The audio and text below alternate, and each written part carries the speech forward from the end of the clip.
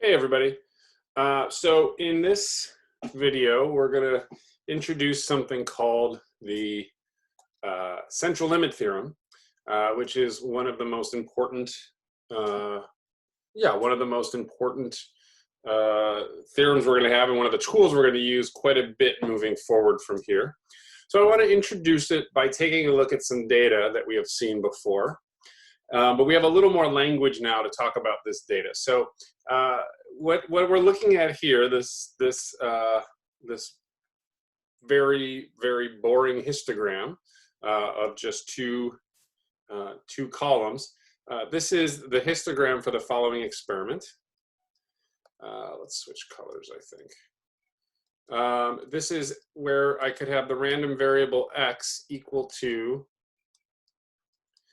the number of heads in one coin flip, right? So you either get 1 or you get 0. Those are the only two values this toss takes on, right? So we see the distribution. This is from about a little over 2,256 tosses, and we see that it's about split between heads and tails. So heads, remember, is 1 because we're doing number of heads in one coin toss, and we see there's 1,137 of them and 1,119 zeros or tails in these, right? 0 heads tossed in one toss, right?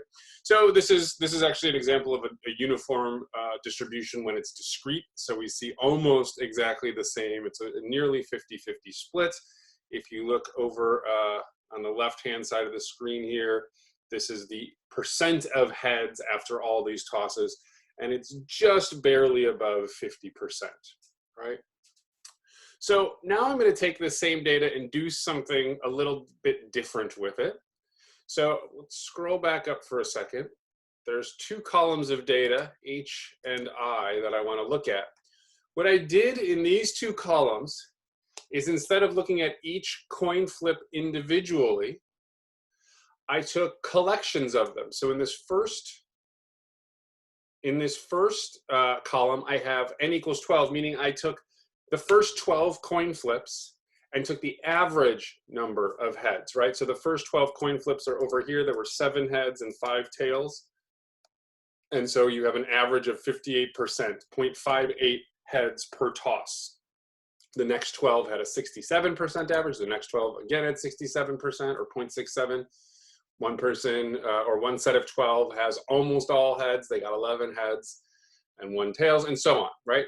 So we have this collection of sample means, right? We're sampling 12 tosses and taking the mean of them, right? So now our values that are possible, right? In the beginning, our values were only 0 and 1, and now we have all these possible sample means between 0 and 1. The second column, I did the same thing, only I took larger samples. Instead of samples of 12, I took samples of 36. So 36 coin tosses. The first 36 coin tosses had an average of 0.64. Right, the next 36 had an average of 0.67, and the next 36 had an average of 0.53, and so on. So there's something interesting I want to note. Remember what happened, remember the original. We said each time we tossed the coin, we either got the value 0 or 1, right? 0 for tails, 1 for heads. The average is right in the middle, right? Just above 50%, 0.50. When I took samples of size 12, now all of my data values, this column is now my data. My data is not a single coin toss, it's the average over 12 coin tosses. Look how much closer these are to the average, right? Because now I don't get values of 0 and 1. It's very rare that somebody gets, we would only get a value of 0 if there were 12 tosses in a row of tails, which could happen, but it'd be much more rare. Or we'd only get a value of 1 if there were 12 heads in a row. But instead, we're getting values between 0 and 1, which tend to be closer to the mean, because the mean is right in the middle. So if we look at these data values, 0.58 is pretty close, 0.67, not that close, but closer than 0 or 1. 9.92 is an extreme one. But as we go down this list, here's one almost exactly at the average. and so on, we see that ones that are further away are very rare. And a lot more of these data points are very close to that mean, right? We see lots and lots in the 0.4 to 0.6 range if you look down this data. What happens when I go to n equals 36? To do this, what I did was combine these three samples, right? N equals 12, n equals 12, n equals 12 into one sample. And I want us to notice something there. It took these two data points that were 0.67 and pulled them closer, right? The 0.58 goes a little bit further away, but it took those extreme ones and pulled them a bit closer, right? Now that 0.92, if we look at the next set of 12, 12, and 12 data samples to a 36 data sample, this 0.92 now disappears and gets pulled much closer to the mean, right? It's hidden, that extreme data point is now hidden in this average, which not as close as these two takes away this extreme one, right? And so if we look down this list, we will see fewer and fewer and fewer extreme data points and more data points, right? Look at all these ones almost exactly 50%, right? For instance, this one had one value of 50%, a 58%, and a 42%, and it averaged them all to be 50%. So it took a couple of the ones that were away from the mean and pulled them right on top, right? And you can see this again with these three. There's a few in a row that do this. So what happens? We start with data that is, let's say, far from the mean. We're between 0 and 1, and the mean's in the middle, so we're out at the edges. We take samples, and it starts to pull some of our data towards the center, right? So some of those extreme values get pulled in towards the center, right?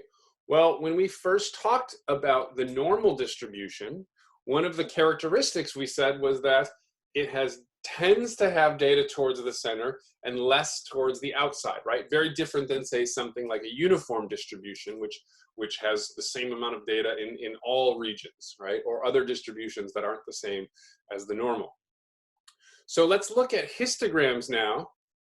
We started with this histogram.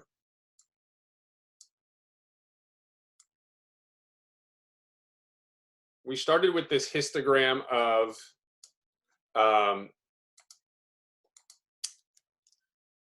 for X, right? X is still our number of heads in one coin flip. This is the histogram for X. I made two more histograms down here, right? One for sampling with size 12 and one for sampling with size 36, okay? So notice what happens.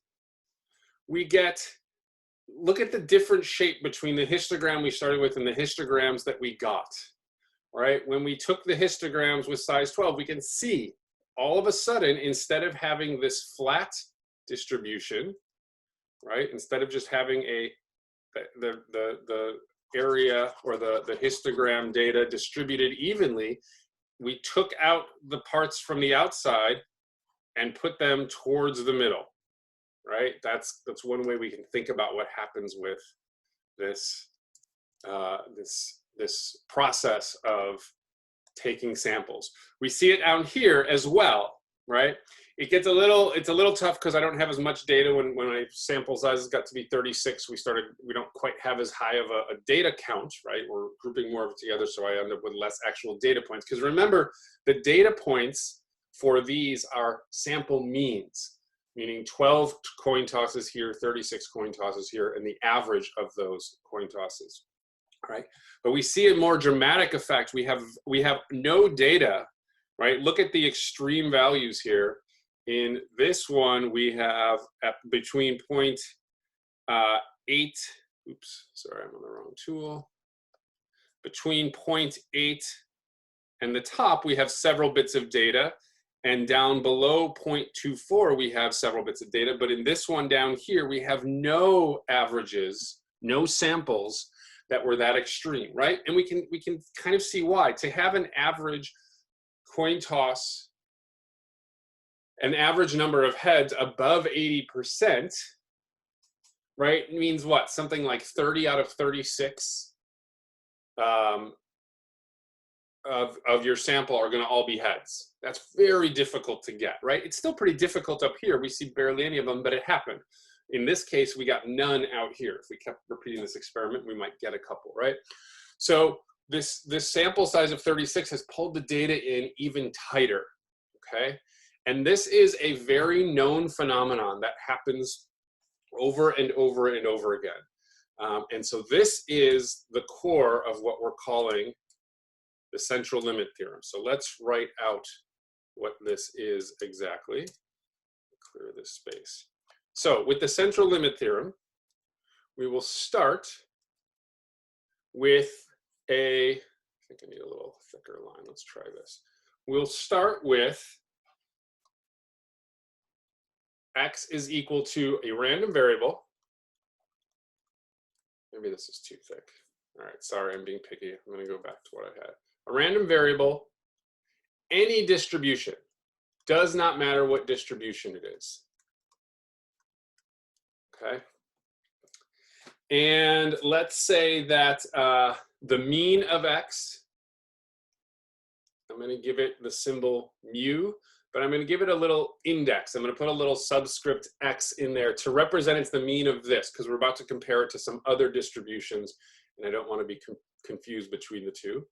And it has a standard deviation, again, just using the symbol sigma, but giving it a little subscript x, because we're going to have a different standard deviation that we want to compare it to. Okay, so we start with that random variable, and we'll create a new distribution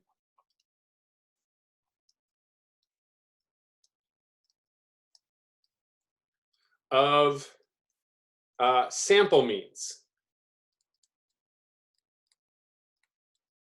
with a sample size that we'll call n.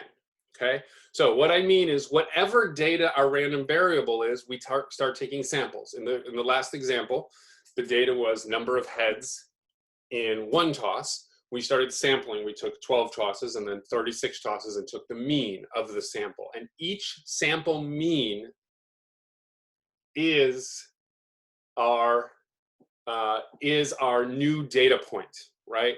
So we start, for instance, if this is the data of the original distribution, right? I could sample them. Maybe I take samples of 3 and take their average. I'll write that little bar over it. And then these averages become our new data points, right? So now I went from the list of data on the left, right, all this data, to now I have fewer data points, but the data points themselves are averages, okay? And this has the tendency to do what we said, which is pull the data closer to the mean, okay? So what happens is when we do this, we get a new random variable that we often write x bar, okay? Because it's going to be, we're using that notation we used before of little x bar, right? Bar over a variable often means something to do with a mean, because this new data is going to be the sample mean for sample size n, right? So if we're doing number of heads in one toss, we're doing average number of heads in 12 tosses. If we were doing, we'll do an example in a moment where we start with a distribution which is the typical height of a 5-year-old. And then we'll have a distribution where if we sample, I think it's 9, I can't remember what I did. We'll do it in a moment when I pull it up. We do, let's say 9 5-year-olds, and the data is the average of 9 5-year-olds, right? It's a different experiment. One experiment is go measure 1 5-year-old. One experiment is measure 9 5-year-olds, take the average. The average you get is when you're done with your experiment. That number is your data point, okay? When we do this, okay, when we do this, here's the big thing. This distribution tends to be normal, okay? It tends to have the same mean as the original, right? This is the same symbol as up there. The mean of the new distribution is the same as the original. And it tends to have a standard deviation related to the original as follows. We take the original standard deviation and divide it by the square root of the sample size. Okay? This is a big deal.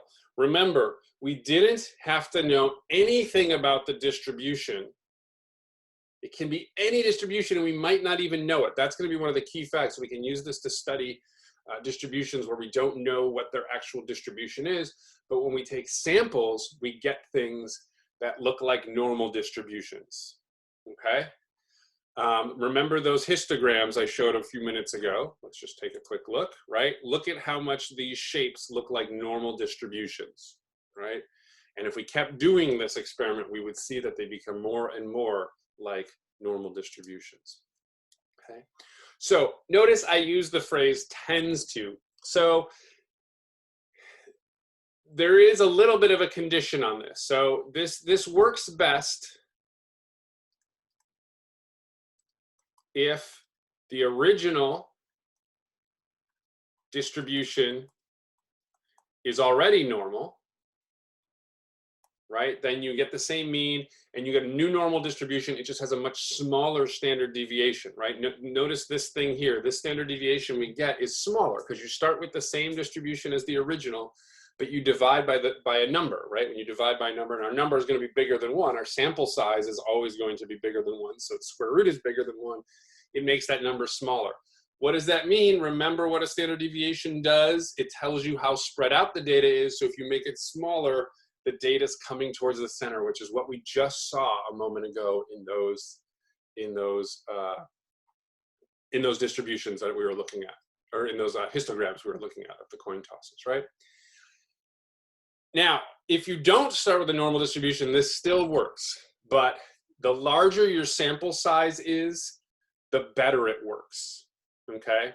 And by better, I mean it looks more like a normal distribution, because what we'll use is we'll use the information about the normal distribution to answer questions about probability, and the larger our sample size is, the better those estimates are going to be.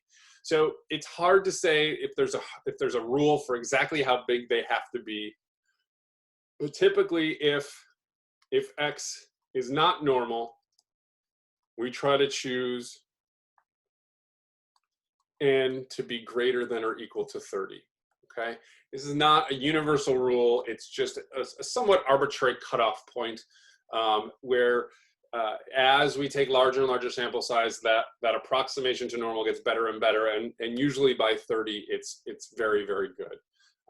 There are certainly cases where you don't need that much. The n equals 12 case I just showed you was a pretty good looking normal distribution, even though it wasn't at that size. But this is a typical rule of thumb that you see out there as when you should use it, when you shouldn't. Okay, so we'll do an example of using this in 1 minute. I want to go back for a second to that data and look at something. Let's see, let's do this. I'll clear some of this away. I think I want to keep a little bit of it. Let's move you over here for now. So, oops, I missed some of my letters. Let's try that again. All right, now I got everything. So a second ago, I just said that I gave this little formula down here for the new standard deviation, right? I said if the original distribution has a standard deviation, the new distribution has a standard deviation of that original one divided by the square root of n. So here's what I did. This is for X, meaning the variable number of heads tossed in one coin toss, right? So that's the data, that's the variable associated to this top histogram, right? The average was 0.50, right? And the standard deviation you can see is it's basically 0.5, right? And that makes sense. Our mean is in the middle.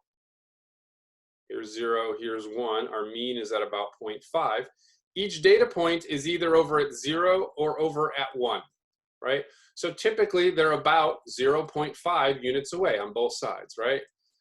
We're not quite that way because our average was just above 50%, and there was a few more heads, so there were more of them that were a little bit closer. So we see a standard deviation just below 50%, but basically 50%.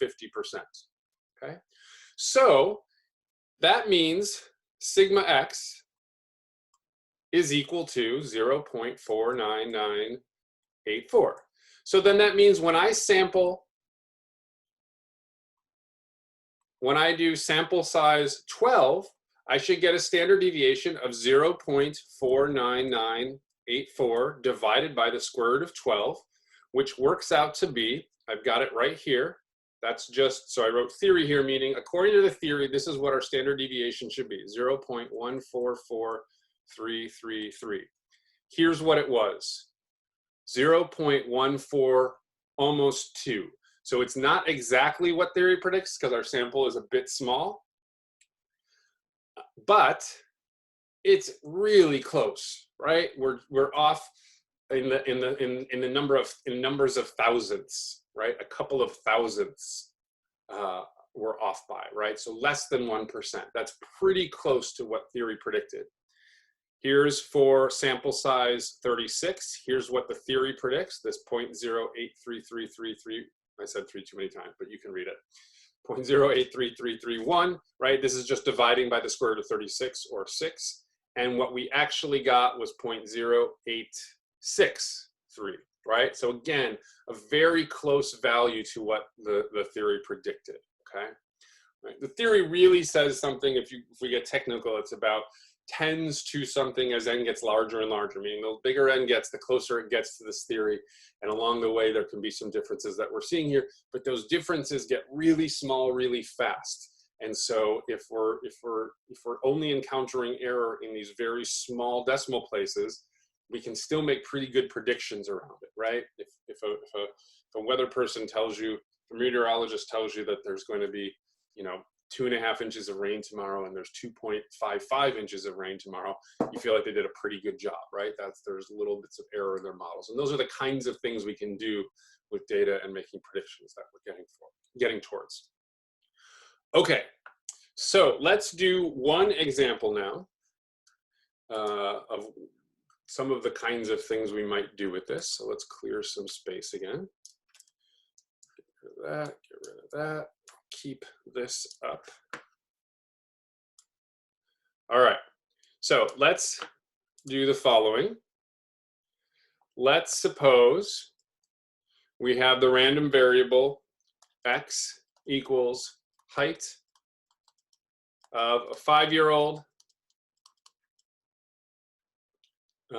in centimeters, right? And I have this data somewhere. This is from a study I found. I think it was somewhere in like the southeast coast of the United States, in some counties, or maybe in one state. I can't recall. I'll have to dig it up. But in this study, it was found that the heights of 5-year-olds were normally distributed with a mean of 100 centimeters and a standard deviation of 6 centimeters. I think I might have used this in a previous video and mistakenly thought it was from a distribution of birth weights, which was wrong. This was doesn't matter the math we did. I just had the wrong data attached to the wrong variable. In any event, so we can ask a question like, what's the probability that a 5-year-old selected at random is between 98 and 101 centimeters tall? Right? And I'll just go ahead and put this value in, right? We go to our normal distribution calculators, and this came out to be 0.197. Okay. So now suppose we do a different experiment. We select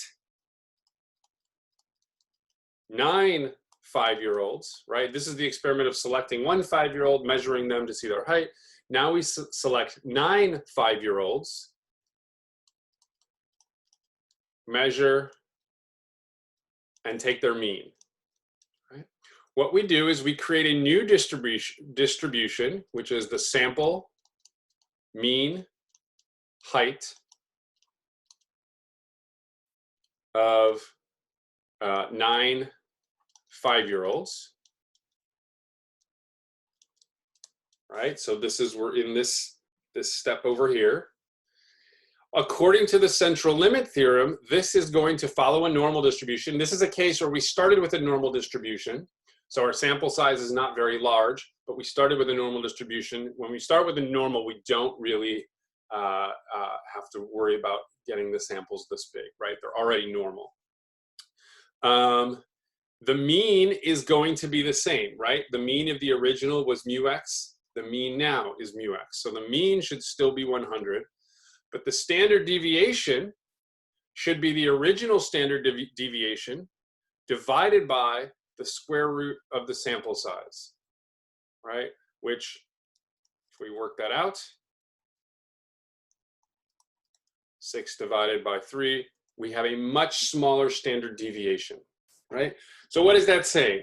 It's saying if you go pick a random 5-year-old, it's not it's not exceptional to find one about 6 centimeters different from the height.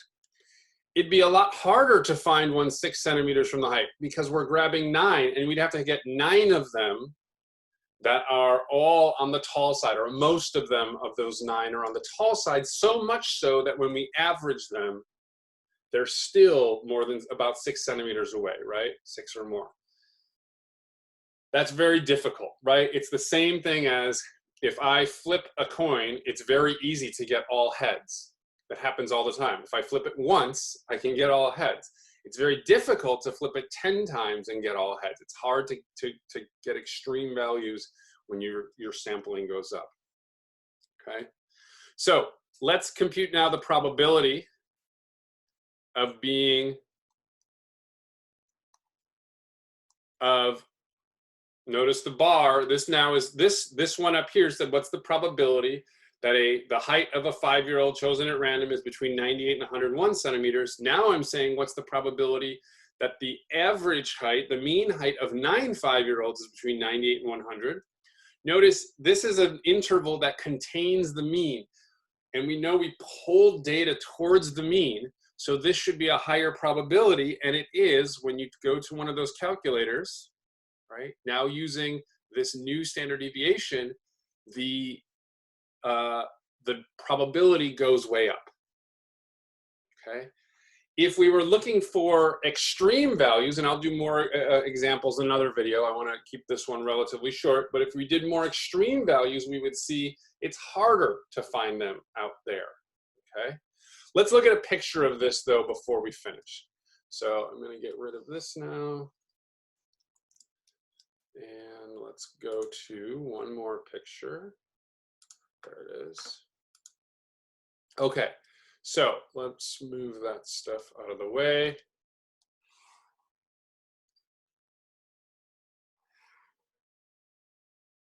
All right, so what we're looking at here is the original distribution for the mean of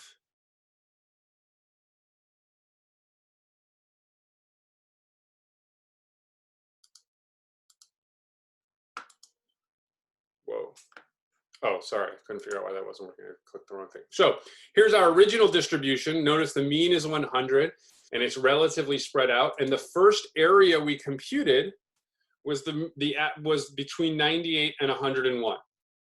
Okay. Now let's see what happens when we pull that standard deviation in. We get a much narrower graph. And look at how much more area there is. We lose this little bit down here. Right? We've kind of lost this little section, but it actually gets pulled into here anyways, plus we pull in much more. So this area now is much larger, right? And that's our probability. And so that's how we can see why, at least geometrically, we're getting this higher probability when we're asking questions about values around the mean. We've pulled so much data towards the middle. If we were asking questions about, let's say, heights below 98 centimeters, in the original distribution, that's all this area, right? If you can see the difference between the two. But in our new distribution, below 98, is only this small area, right? And we see a similar thing on the other side. It's not as dramatic on the other side, but there still is much less area on that extreme above 101, okay? All right, I'm gonna stop this one here. Thanks everybody, and I will see you next time.